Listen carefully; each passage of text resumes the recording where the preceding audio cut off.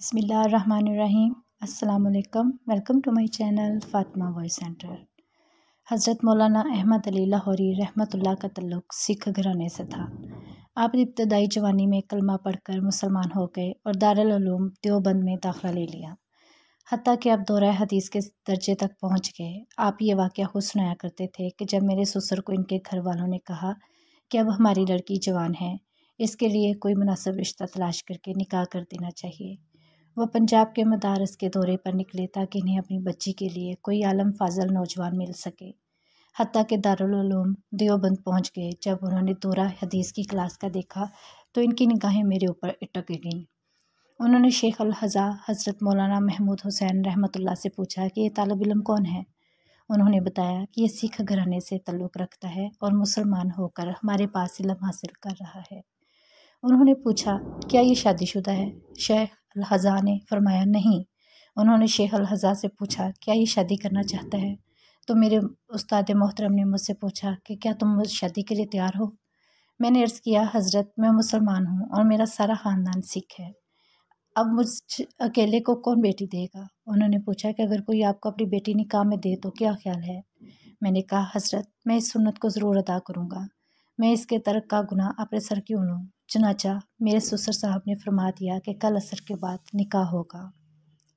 फरमाते हैं, इसके बाद मैं अपने दोस्तों के पास आया और इन्हें बताया कि कल मेरा निकाह है। तलबा ही होते हैं।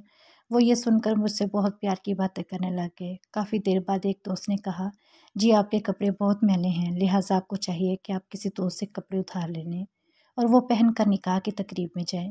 मैंने कहा, मेरी इज़्ज़त नफ्स इस बात को गवारा नहीं करती। मैं जो कुछ हूँ सो हूँ, मैं तो उधार नहीं मांगूंगा। तलबा भी मुंतकी होते हैं, आसानी से नहीं छोड़ते। चुनाचा वो कहने लगे, अच्छा अगर किसी से नहीं मांगना तो आप इसी सूट को धोकर दोबारा पहन सकते हैं ताकि साफ़ कपड़े हों।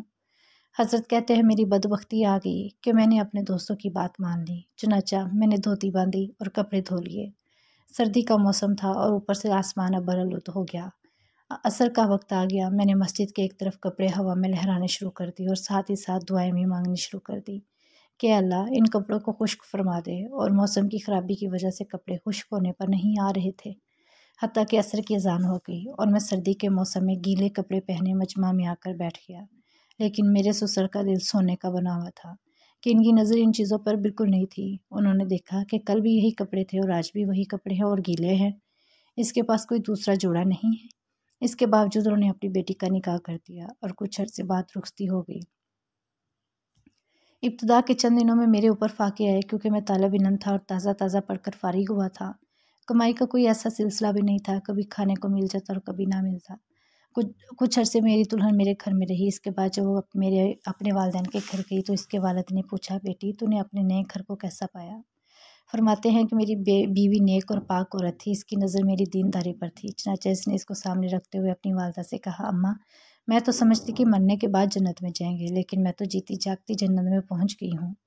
हज़रत लाहौरी रहमतुल्लाह अलैह फरमाते हैं, मेरे ससुर ने मुझे इस वक्त पहचान लिया था जब अहमद अली अहमद नहीं था। आज तो अहमद अली है।